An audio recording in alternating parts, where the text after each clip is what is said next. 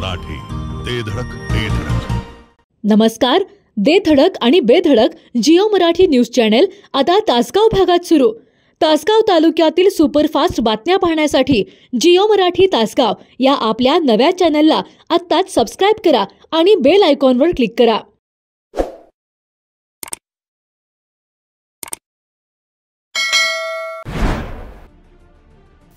तासगाव सांगली रस्त्यावर 2 दुचाकी गाड्यांची भीषण धडक झाली आहे. सांगली रस्त्यावरील दत्त मंदिराजवळ झालेल्या भीषण अपघातात पुणदीचा तरुण जागीच ठार झालाय. आदित्य चव्हाण असे अपघातातील मृत झालेल्या तरुणाचे नाव आहे. या भीषण अपघातात तासगाव येथील एकाच कुटुंबातील 4 गंभीर जखमी झालेत.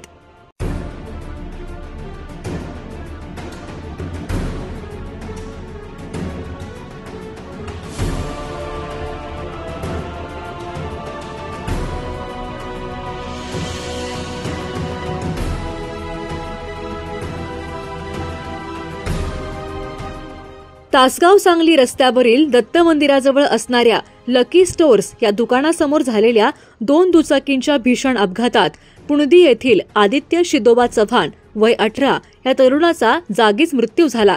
तर या अपघातात दुसऱ्या दुचाकीवर असणारे एकाच कुटुंबातील 4 जण गंभीर जखमी झाले आहेत. या अपघात प्रकरणी भरधाव वेगाने गाडी चालवल्याप्रकरणी मयत आदित्य चव्हाण याच्यावर तासगाव पोलिसात गुन्हा दाखल करण्यात आला आहे.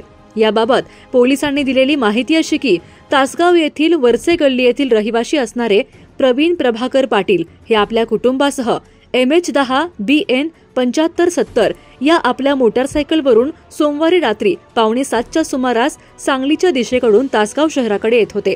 यावेळी पाठीमागून भरधाव वेगाने दुचाकीवरून आलेल्या आदित्य चव्हाण याने प्रवीण पाटील यांच्या गाडीला पाठीमागून जोराची धडक दिली. ही धडक इतकी भीषण होती की या धडकेनंतर दोन्ही दुचाकीवरील सर्वजण उडून रस्त्यावर पडले.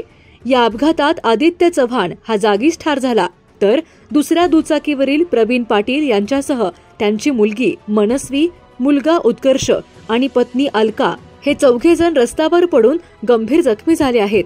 या प्रकरणी भरधाव वेगाने गाडी चालवून अपघात केल्याप्रकरणी मंगळवारी तासगाव पोलीस ठाण्यात गुन्हा दाखल करण्यात आला आहे.